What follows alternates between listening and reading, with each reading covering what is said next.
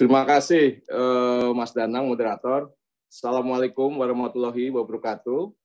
Kepada yang terhormat Ibu Menlu, juga ke Ketua Kagama sekaligus Gubernur Jateng Pak Ganjar, Wakil Ketua Rektor Kerjasama dan Alumni, dan Sekjen PP Kagama, kepada ibu-ibu, bapak-bapak, saudara-saudara sekalian, adik-adik sekalian yang saya banggakan, selamat siang di Indonesia dan selamat pagi, subuh di Amerika Serikat. Saya lihat tadi ada beberapa yang dari DC, pendukung saya itu mungkin. Terima kasih juga untuk panitia yang sudah mengundang saya untuk acara yang sangat prestis ini. Banyak sekali yang mengikuti. Dan satu hal yang mau saya sampaikan juga, selamat kepada UGM, kepada rektor dan para dosen, seluruh staf UGM, juga alumni atas prestasi UGM peringkatnya naik dari 320 jadi 254 di dunia dan nomor 1 universitas terbaik di Indonesia. Saya duga ini bukan hanya soal faktor akademis, tapi juga didukung oleh alumninya yang hebat-hebat gitu ya. Jadi presiden, jadi gubernur banyak, jadi menteri juga banyak gitu ya. Mungkin bisa dipertahankan. Oke, mungkin bisa dibantu slide saya karena saya dibantu, mungkin ada yang bisa bantu slide untuk bisa ya, oke. Ya, jadi saya mengambil judul Postur Amerika Serikat Pasca Pandemi COVID-19. Next. Isu-isu yang akan saya bahas ada, ini dia isu pentingnya. Jadi yang pertama adalah pandemi global dan dampaknya. Sebelum ini ada dua yang lebih besar daripada COVID. Lalu COVID-19 dan dampaknya secara global. Saya bicara global karena Amerika Serikat sebagai negara superpower selalu juga berpikir secara global. Lalu penanganan COVID-19 di Amerika Serikat, lalu pelindungan WNI di Amerika Serikat, karena saya tadi sudah sampaikan saya menangani sebagai Ketua Satgas COVID di KBRI DC. Lalu kira-kira skenario postur Amerika Serikat ke depan seperti apa, dan kira-kira peluang Indonesia apa yang bisa kita capai atas postur baru dari Amerika Serikat. Next. Dua pandemi global, kita tahu bahwa pandemi ini memang yang paling digoncang adalah peradaban manusia, gitu ya. Kita akan lihat contohnya ada dua yang saya ambil. Yang pertama adalah The Black Death tahun 1347 sampai 1353. Ini pandemi di Eropa, yang meninggal itu sekitar 17 juta sampai 28 juta. Meskipun itu tragedi yang sangat besar, saat itu mereka juga belum punya satu cara untuk melakukan mengetahui dengan jelas. Bahkan info yang saya baca bahwa mereka salah melakukan diagnosa yang dianggap itu bakteri bukan virus gitu ya, sehingga sangat terlambat mereka untuk menghilangkan pandemi itu. Tapi kita lihat bahwa dengan adanya bencana yang sangat besar begitu, tetap ada muncul seperti Johannes Gutenberg, dia menemukan mesin cetak, memang jaraknya jauh, 1439, tapi itu menunjukkan bahwa manusia dalam berbagai berbagai masalah, berbagai tekanan akan selalu muncul penemuan-penemuan baru gitu ya. Kita tahu bahwa mesin cetak ini yang merubah secara besar Eropa saat itu, yang saat itu hanya para ilmuwannya itu berkumpul di gereja, dengan adanya mesin cetak itu bisa disebarkan dengan secara cepat. Yang kedua, ini menarik, isolasi itu kata karantina, itu rupanya saat itu sudah dipakai. Jadi saat itu orang dikarantina selama 40 hari. 40 hari itu bahasa Italinya adalah quarantine. Kalau bahasa Spanyolnya quarantine. Nah itu sekarang dipakai jadi namanya karantina. Tapi sekarang sudah lebih tahu bahwa tidak perlu sampai 40 hari, cukup 14 hari gitu. Lalu yang menarik juga adalah itulah dimulainya pada 1400-an tuh periode Renaissance. Ini adalah juga periode di mana lalu kreativitas manusia tumbuh di sana di bidang lukisan, di bidang patung dan sebagainya, dan itu menunjukkan juga manusia mulai melihat keluar begitu. Sebelumnya hanya gereja, tapi barangkali adalah kegagalan gereja menjawab pertanyaan kenapa yang meninggal banyak dan sekali, dan seperti itu lalu manusia mencoba untuk melihat keluar. Next.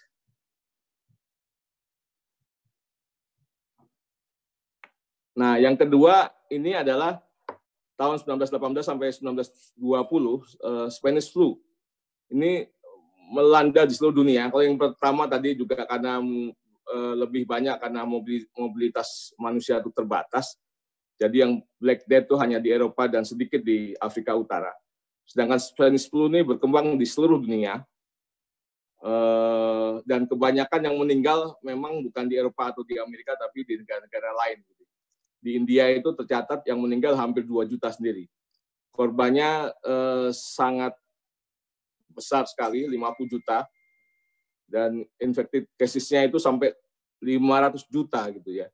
Jadi kalau kita bandingkan dengan sekarang itu sebenarnya nggak ada apa-apanya itu. Tapi kepanikannya sekarang mungkin melebihi saat itu ya. Karena nanti akan Sekjen PBB misalnya mengatakan the pandemic of misinformation semacam itu. Yang menarik juga adalah peran media di sini. Spanish flu itu bukan dari Spanyol sebenarnya. Memang tidak diketahui dari mana, tapi lalu soal media saja. Jadi setelah Perang Dunia Pertama 1914-1918, sensor media itu ketat di negara pihak yang berperang di Jerman, di Prancis, di Inggris dan Amerika Serikat. Mereka adalah pihak-pihak yang berperang. Spanyol malah tidak. Nah, karena Spanyol tidak ikut berperang, lalu sensornya relatif lebih terbuka, sehingga Spanyol lebih leluasa banyak melaporkan soal pandemi ini. Sehingga namanya jadi terkenal adalah Spanish flu. Next.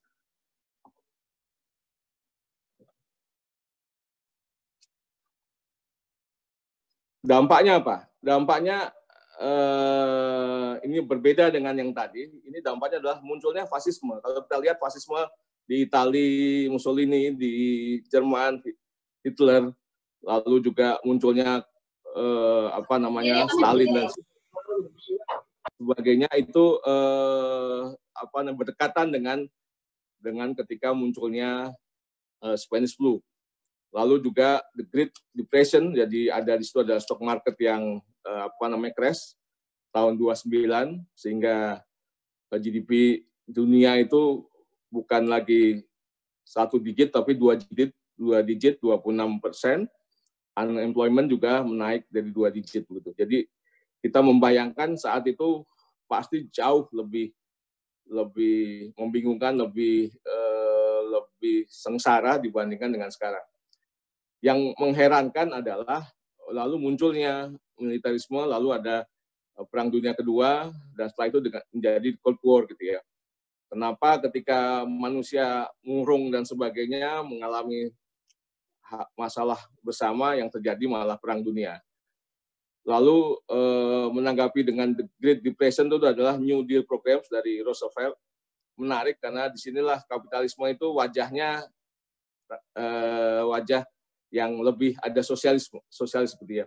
Jadi untuk mengatasi supaya daya beli itu muncul karena saat itu adalah resesi, lalu dikujurlah dana yang besar oleh Roosevelt di dalam bidang sektor-sektor yang padat karya. Next.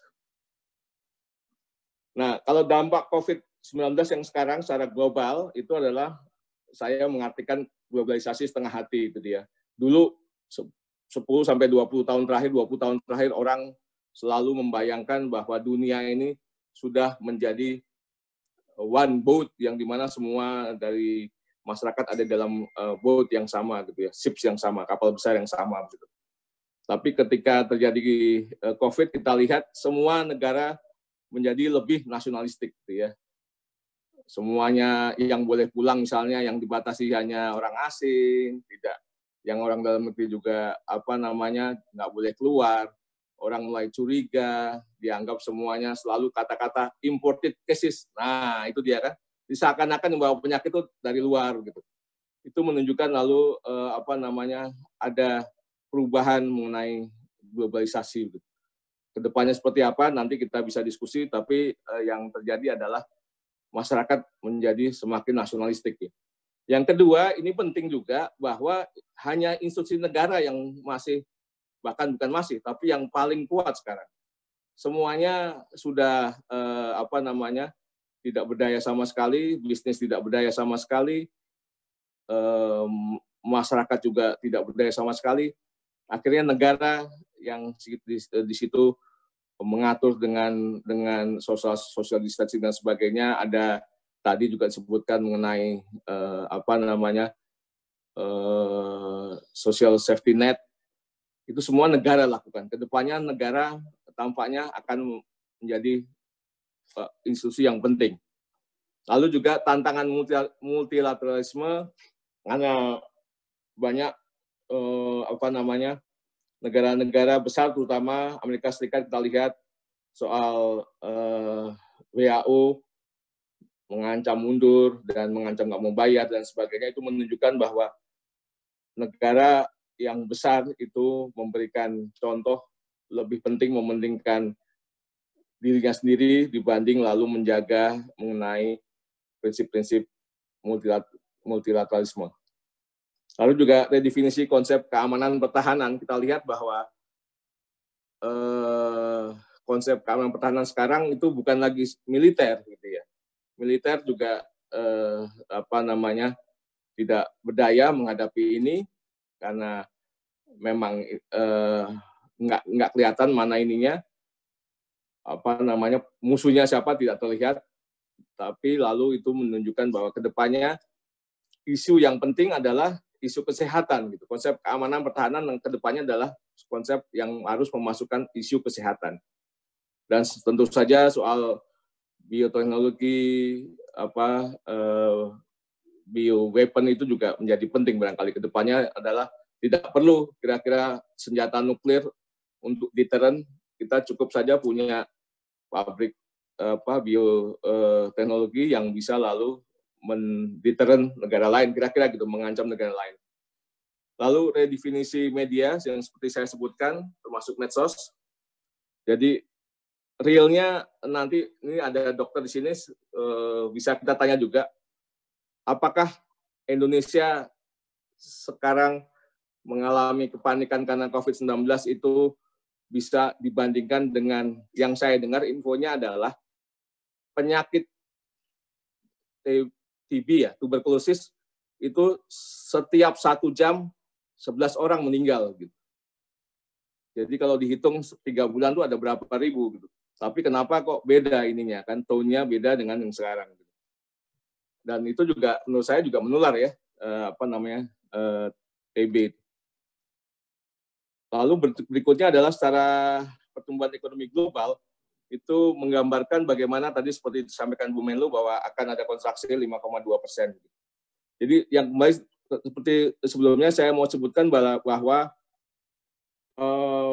media mempunyai peran penting ya dalam menciptakan satu kegaduhan, karena juga tidak semua media punya framing sendiri bagaimana lalu menggambarkan COVID ini, begitu, pandemi COVID. Sama seperti waktu sebelumnya di Spanish flu juga seperti itu, media punya peran penting. Next.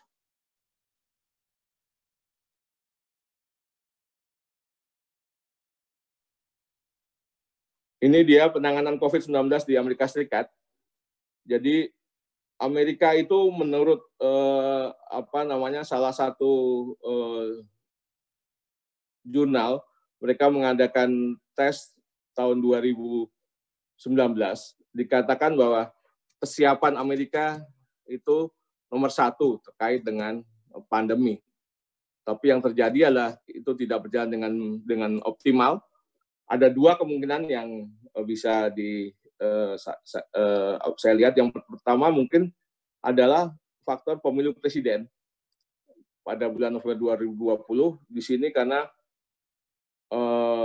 bentuk dari penanggulangan COVID adalah social distancing, yang berarti adalah stay at home, dan lalu itu berarti ekonomi yang berhenti. Itu menjadikan satu adalah masalah banyaknya layoff yang bisa mengurangi suara bagi salah satu calon nanti. Sehingga kita lihat bahwa kedua partai sebenarnya menginginkan untuk bisa segera dibuka dan bisa mereka melakukan kampanye begitu.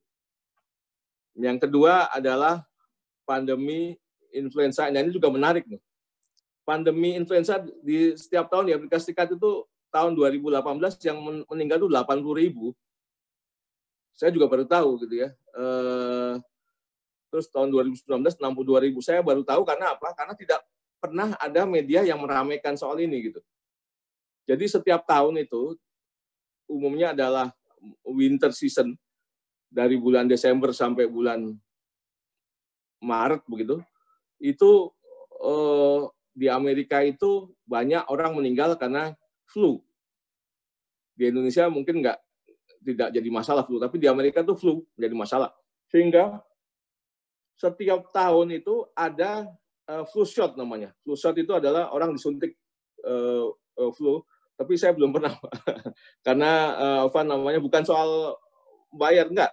Kalau kita punya asuransi free itu. Tapi semua saya suka lupa aja, malas. Jadi saya belum pernah disuntik untuk itu. Tapi buat orang Amerika itu untuk menggambarkan bagaimana mereka itu penting untuk di situ karena yang meninggal rupanya banyak.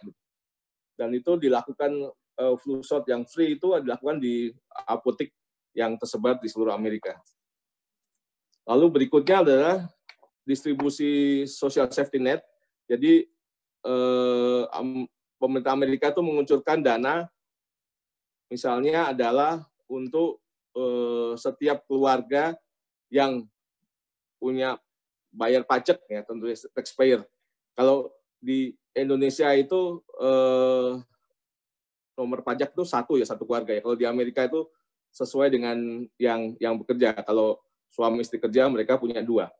Itu mereka mendapat 1.200 per keluarga, di mana syaratnya adalah mereka sudah bayar pajak tahun 2018.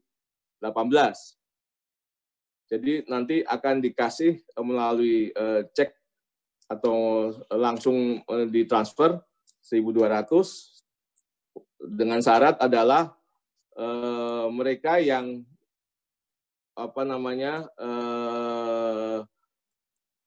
penghasilannya itu maksimal 75.000 satu tahun. Ada masalah? Oke. Berikutnya, next.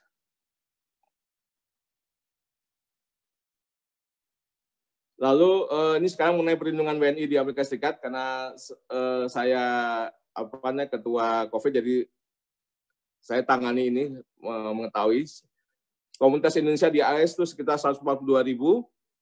Lalu perwakilan RI itu ada 6, KBRI di DC, lalu ada konsulat di New York, Chicago, San Francisco, LA, Houston, lalu ada PTRI. PTRI itu adalah perwakilan tetap Republik Indonesia yang menangani PBB di New York. Data COVID-19 untuk komunitas Indonesia itu 79 positif, 40 sembuh, 23 stabil, dan 16 meninggal. Cukup banyak memang. Lalu arahan Menlu untuk prioritaskan kelompok yang pertama adalah wisatawan, yang kedua mahasiswa, yang ketiga pekerja migran Indonesia, dan yang keempat lansia. Karena lansia sama seperti dimanapun yang paling paling rentan itu adalah mereka yang umurnya 60 tahun ke atas.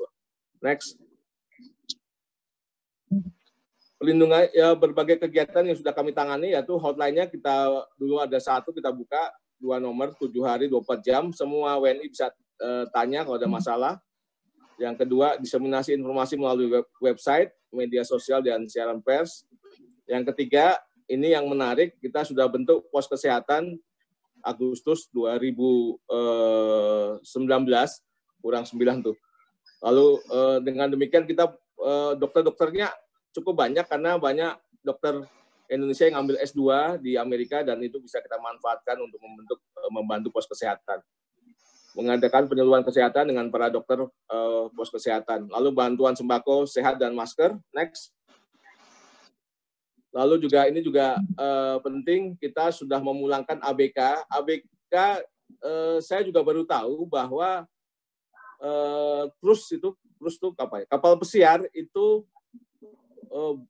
kebanyakan di seluruh dunia itu kebanyakan kantornya itu headquarternya ada di Florida di Amerika, sehingga semua kapal-kapal itu ketika ada kasus entah yang di Jepang yang ada Diamond itu, lalu di Amerika juga ada kapal yang sedang berlayar tiba-tiba ada kasus COVID, sehingga semua kapal diminta oleh pemerintah setempat untuk docking, untuk nggak boleh lagi berlayar.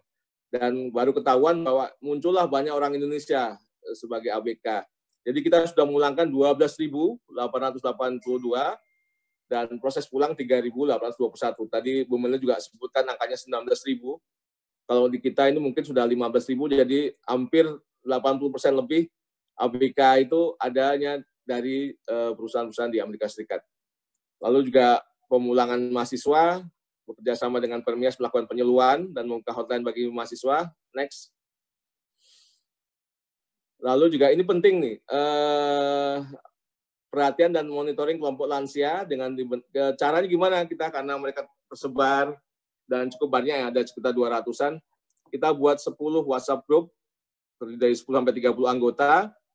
Itu tiap hari mereka kontrol suhu untuk dicek, karena dengan alasan setiap yang di atas 37,5 Celcius itu kita bisa segera dorong ke dokter. Dokternya maksud dokter Indonesia ya. Dia dengan ini semuanya online semua. Dia bisa lewat WhatsApp, bisa lewat email, bisa telepon. Lalu nanti dokternya akan memberikan rekomendasi apakah perlu ke dokter atau bagaimana begitu. Lalu penyuluhan kesehatan via webinar, dan yang paling baru kita bentuk radio, video radio, Vida, Salt and Pepper, baru di launching kemarin, jadi ini juga untuk terus menghibur para lansia.